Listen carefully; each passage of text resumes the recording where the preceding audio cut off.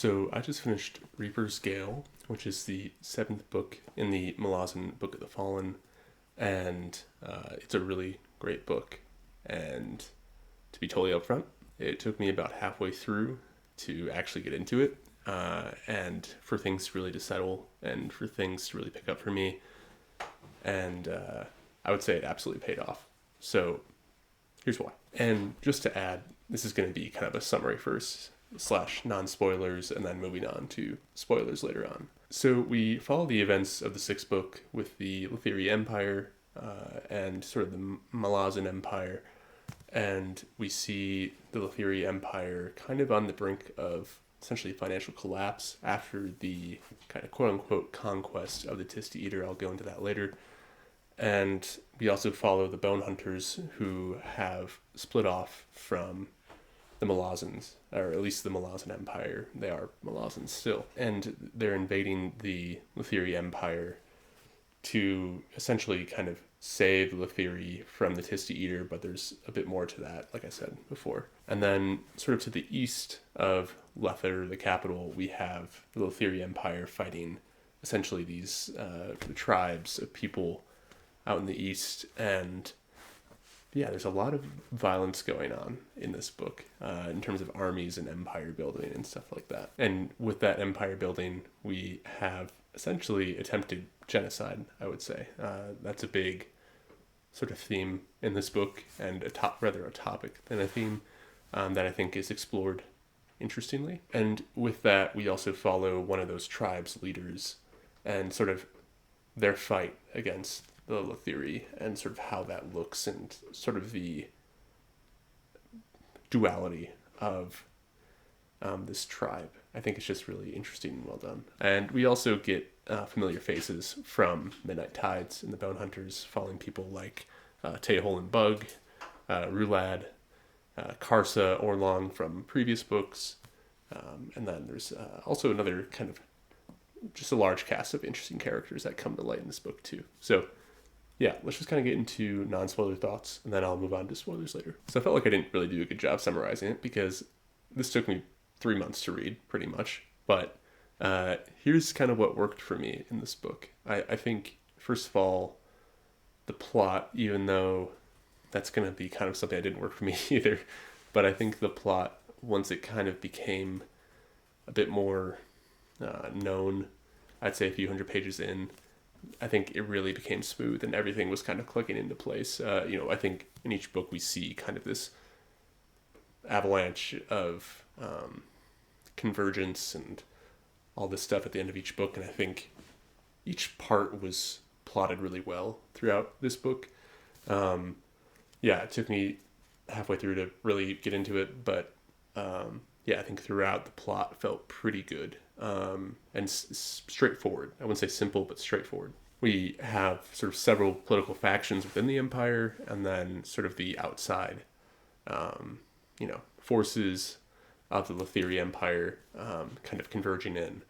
And you kind of bounce back between these two throughout each sort of chapter or each book within the book. I think, Red Mask and the All, which is one of the tribes that the Lethiri are fighting. I think that was really interesting.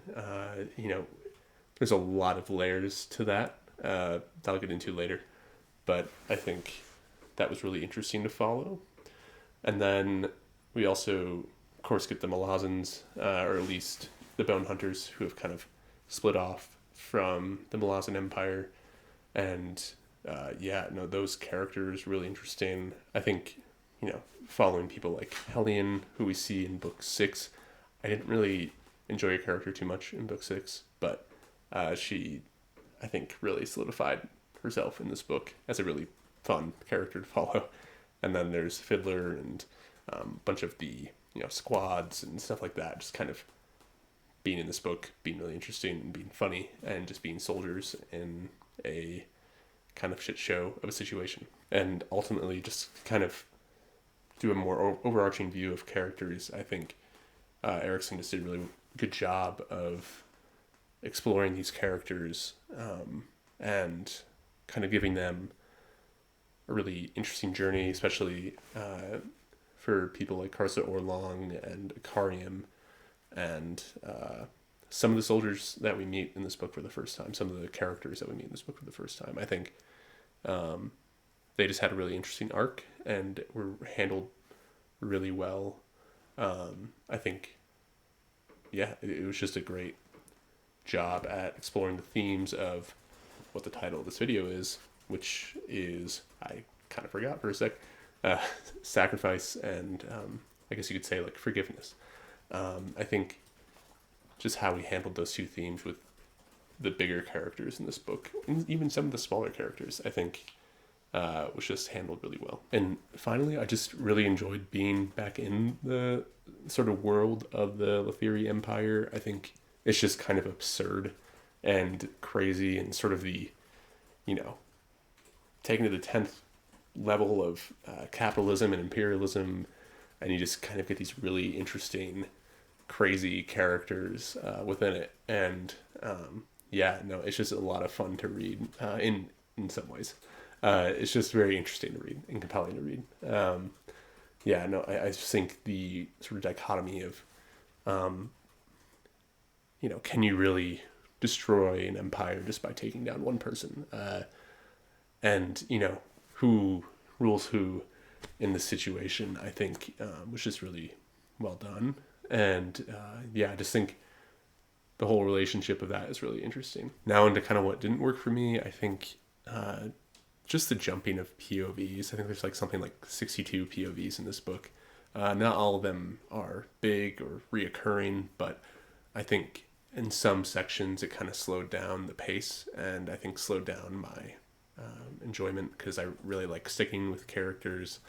Not to say that, in other books, you get a POV and they die within 5 pages. But I think this one just kind of jumped around a little too much for me. But at the end of the day, I still really enjoyed the book, and I can see where some of these POVs kind of played an important role in the story and the themes.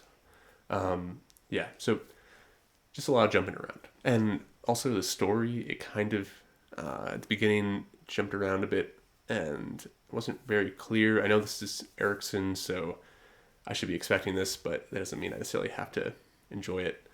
So I didn't really enjoy that much in the first few hundred pages, but again, it paid off. But I think the first few chapters, first few sections, I just kind of struggled with picking it up again, because I was like, this is just kind of a slog at this point. But again, at sort of that halfway point, that's when I really got into it. And I also just think I was not in a good headspace. I think just kind of mood and just what was written too just wasn't really fulfilling my need at the time. And then finally, some of the names just sounded way too familiar, or were just way too familiar in general. That got to be confusing, especially because some of them were in like the same sort of chapter or like organization, and that got to be a little much.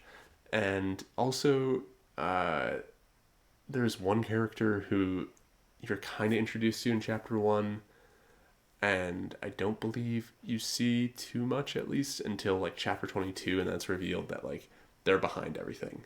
And that's not like really a spoiler, but I was just like, what?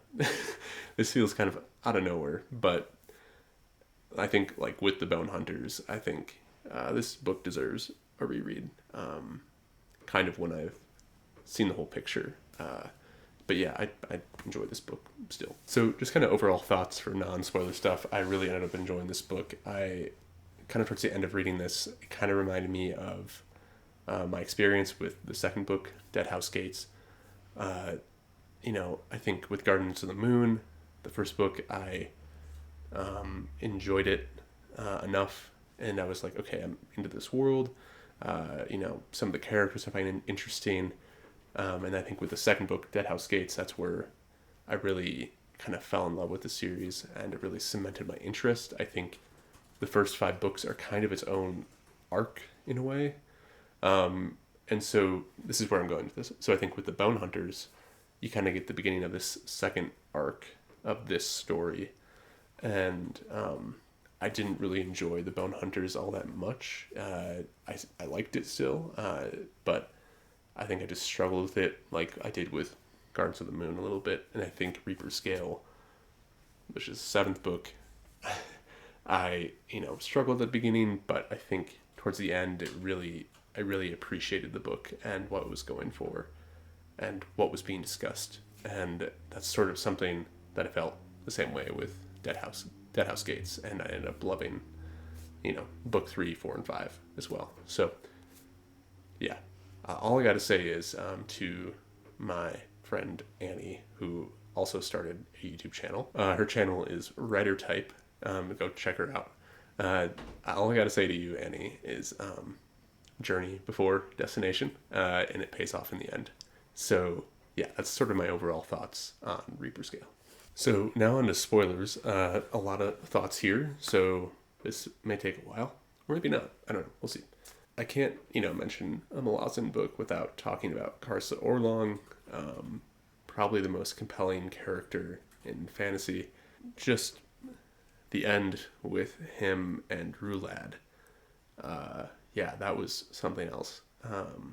I was expecting this huge epic battle that would tear up the city, but he said to him, I will kill you once, and he's very defensive, and he doesn't really strike him until he's tired and down, and then he kind of, he gets stabbed by the sword from the crippled god, and that sucks in all his spirits, which ends up kind of killing Rulad permanently, and then Karsa Orlong goes to the crippled god, and crippled god's trying to get Karsa Orlong to take up the sword, and of course Karsa is like, I choose my own destiny, essentially, and that's what I love about him.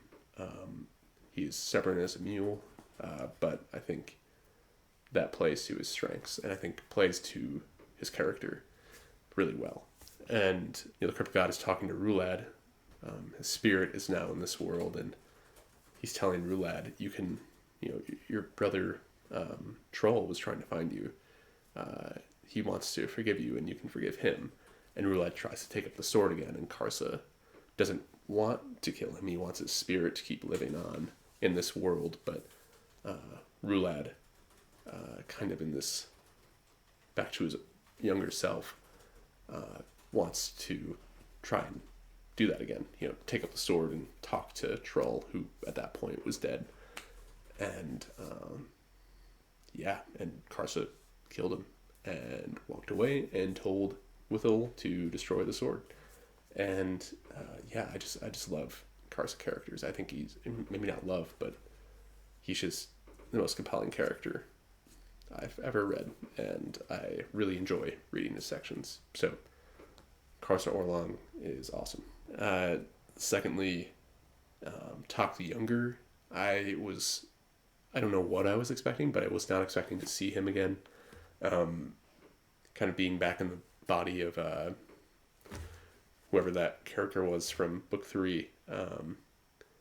And his sacrifice at the end, and sort of his journey with the All, and trying to protect the children, and then he sort of sacrifices himself. Again, this theme of sacrifice, and the theme of forgiveness, backing up with Rulad. That's a big theme with him, and I just want to touch on Rulad really quick, actually, first. I hated reading his scenes because of how tragic they were. His kind of journey to, I don't want to say insanity, but insanity, essentially, through dying all these times, coming back, and his brothers leaving him, or him, punishing his brothers for whatever reason, I think was just incredibly tragic, and him just wanting to be, he wants to tell his brothers, I forgive you, and all the Sengar brothers die. Fear is killed, trying to kill Silchas Ruin. Troll is killed by that Letheri guy when he's sort of grieving over his brother, and the other one from the other book, I don't remember his name, he's killed too. And I think Roulette just kind of wants to be back with his family, but he's kind of just put into a corner by forces that he doesn't want to be interacting with, because he tried to he wanted to take the sword to prove himself in book 5, and that ended up being his downfall. So I think Roulette was just a really tragic character ultimately, and I think the books surrounding the Lethiri Empire are ultimately tragic, and the Tista Eater kind of being in this realm of shadow and being children of shadow. It's a big old tragedy, I would say. So, yeah, Roulette and the Sengar brothers. I'll talk about Trell a little bit later, but yeah, that was just all very tragic. So again, back on to Tok the Younger. Yeah, just this sacrifice to sort of save the children of the All, who were essentially about to be wiped out by the Lethiri. Yeah, just sort of trying to delay those skirmishers, and then Tool coming out of nowhere along with the I forget the name of those people, the Barghasts, I believe. That was just very tragic, and seeing Tool grieve over his friend, and especially the idea of male friendship in this book, I think was a big one, and just sort of, I think Erikson does a good job exploring it in a way that isn't like super macho all the time, super epic or whatever. I think he does a good job of exploring sometimes, I think with Tool especially, regret around not expressing what somebody means to them, and seeing that grief for Tool was hard to read, just because I felt for him, and I liked his character from the first, book 1 and book 3.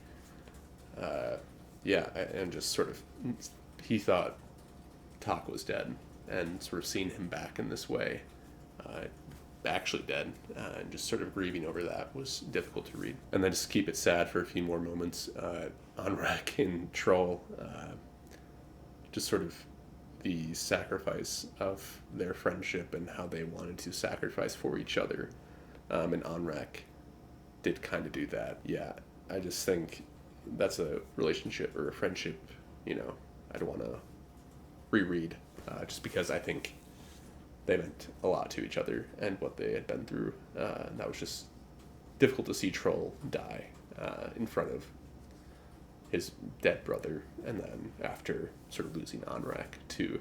Anrak's still alive, I think, but he just kind of disappeared. So, yeah, that was just hard to read as well. And then just one more thing, Beak, the mage in the Marines, sacrificing himself to save the 800 other Marines in that moment before the city of Lether with the giant wave of sorcery coming in. He's kind of, his internal thoughts are about saving his friends and how much they mean to him. And yeah, that was just another sad moment within the book.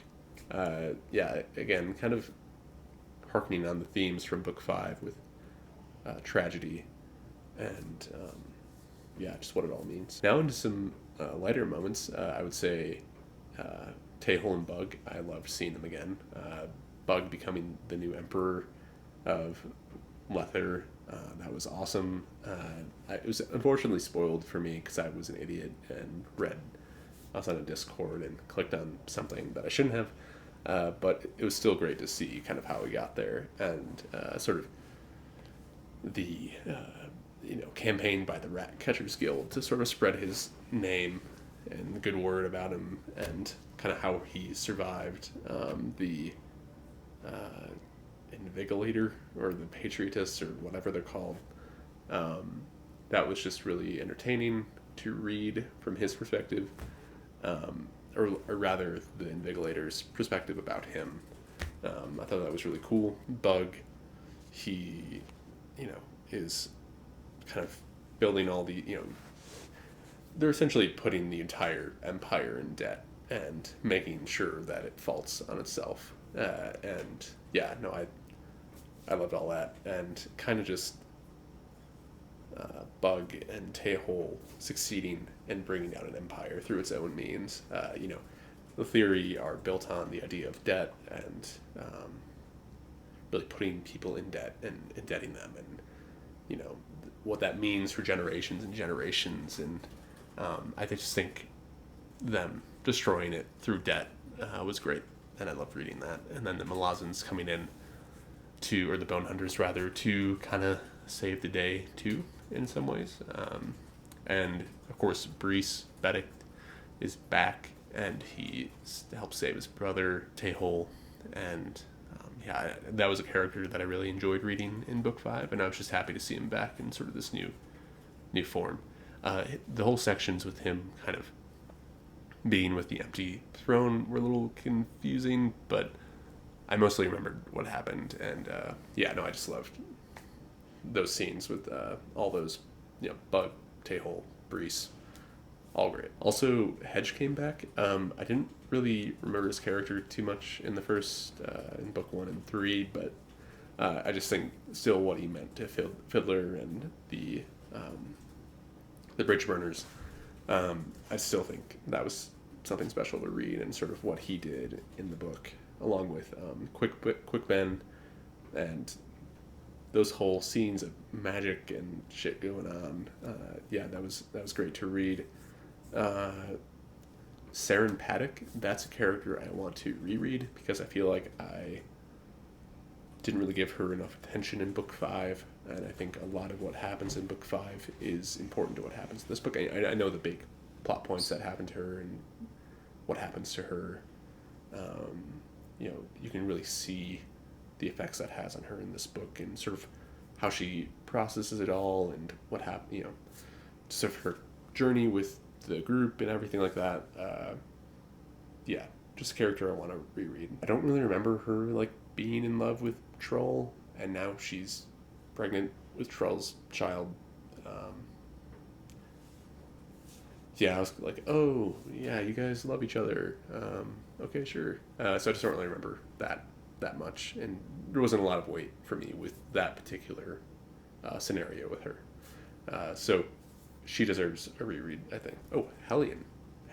I didn't really care for her character in book 6, but she came back in this book, and it was hilarious. I love the scene where she was fighting with like the casket and the sword, and she's just drunk the whole time, and she's hilarious.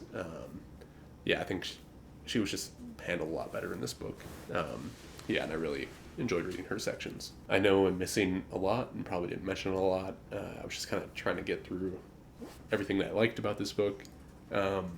So in conclusion, like I said before, I really enjoyed this book, and I really ended up enjoying this book. I think it's in the top 4. Those are all kind of interchangeable. Yes, definitely in the top 4 of the series. It helped revitalize my interest in the series, like I mentioned before, with kind of Dead House Gates did for me. I don't know when I'll get to Toll the Hounds, book 8. I need to take a little break, I think. Probably in April sometime. I can't recommend this series enough to people. I think if you can get through the first 2 books, I know that's like a lot to ask, but I'd say it's worth the journey. It's an incredible series. It means a lot to me. I've been reading it the last 2 years. Take your time with it. Enjoy it. Like, I still remember stuff from book 1. It's like don't get too lost in the sauce. Just let it happen, and just give this book and this series a try. So with Toll the Hounds, hopefully it won't take me 3 months like it did with Reaper Scale. So highly recommend it. Don't forget to like and subscribe if you'd like, and leave a comment down below on this series if you want. What do you think of Reaper Scale? Where is it kind of at for you in your ranking? I know this is a lot of people's favorites, along with the Bone Hunters. I know Toll the Hounds kind of is a controversial one, so we'll see. But I'm looking forward to reading it soon, and I'll talk to you soon.